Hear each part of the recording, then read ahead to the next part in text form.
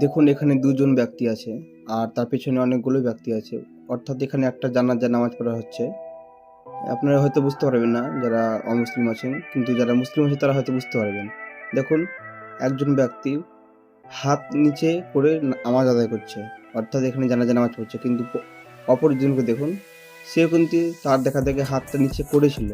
কিন্তু এখানে একটা কথা মনে রাখবেন, যেটা কালো ড্রেস পরে আছে সে হচ্ছে একটা সুন্নি না, ও হচ্ছে শিয়া। এবং যে সাদা ড্রেস পরেছিল সামনের দিকে সে হচ্ছে সুন্নি আলিম।